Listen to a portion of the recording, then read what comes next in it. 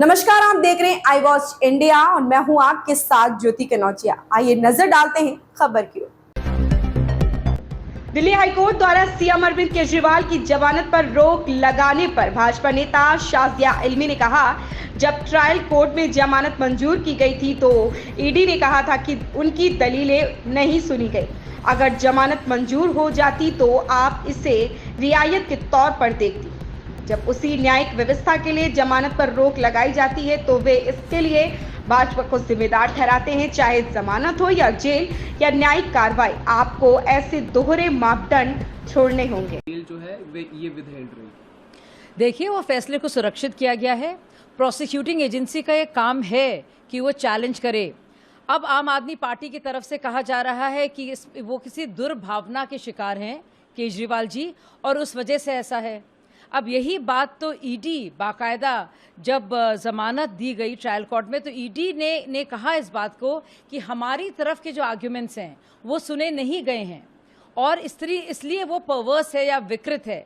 और बाकायदा इसमें जो लर्नेड जज थी वेकेशन बेंच की, उन्होंने कहा है कि इतना ढेर सारा एविडेंस है कि वो उसको नहीं देख सकती, तो इस वजह से उसको विकृत मानकर इसको चैलेंज किया गया है। अब अगर जमानत मिल रही होती है तो उसको बहुत राहत की तरह से देखती है आम आदमी पार्टी और समझने लगती है कि वो पूरी तरह से बेकसूर है। अब जब जमानत रोकी जाती है उसी न्यायिक प्रणाली के तहत, उसी न्यायिक प्रक्रिया के तहत, तो कहते हैं भाजपा इसके लिए जिम्मेदार है। तो बेल हो या जेल हो, ये सारी जिम्मेदारी प्रोसिक्यूटिंग एजेंसी, जांच एजेंसी की नहीं है, ये अदालती कार्रवाई है। और अदालती कार्रवाई में एक तरफ तो आप धन्यवाद बोलते हैं, लेकिन वही कार्रवाई अगर आपके खिलाफ जाती है, आप भाजपा नियंत्रित कहते हैं उसी कार्रवाई को। तो ये दोहरे मापदंड आम आदमी पार्टी को छोड़ने होंगे। पहले क्या कहा जा रहा था कि अगर लोग अप्रूवर बन गए हैं, लोगों ने इतने पैसे दिए हैं इसलिए उनको बेल दी जा रही है, तो क्या केजरीवाल अप्रूवर बन गए थे? उनको तो बेल मिली ना।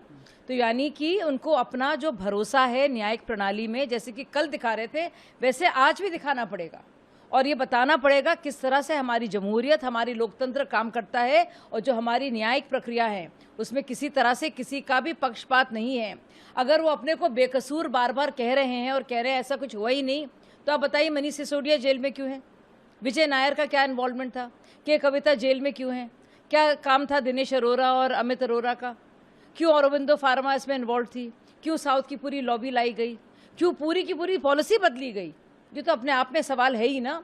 और कितनी बार मनीष सिसोदिया ने इसकी बात की है और बेल की गुहार लगाई है, लेकिन सारे कोर्ट से मना किया है, यानी कि घोटाला तो हुआ है ना। अब ये कह रहे हैं कि प्रोसिक्यूटिंग एजेंसी को जल्दी क्या है? अरे भाई, प्रोसिक्यूटिंग एजेंसी का काम ही यही है। अगर प्रोसिक्यूटिंग एजेंसी या जांच एजेंसी इस मामले को लेकर चैलेंज नहीं करती तो क्या बोलते? लड्डू बांट रहे होते और कह रहे होते देखिए कोई केस ही नहीं था। अब केस को सपोर्ट करने के लिए कि क्या वजह रही, क्योंकि केजरीवाल जी जेल में गए हैं और क्यों ज़रूरी है उनका जुडिशल कस्टडी में या न्यायिक हिरासत में होना, तो अगर वो प्रमाण दिए जा रहे हैं तो अब कहा जा रहा है कि क्यों जल्दबाजी है। तो मतलब हर तरह से आपको किसी ना किसी तरह का नाटक करना है और इस तरह के ऊल जलूल सवाल उठाने हैं।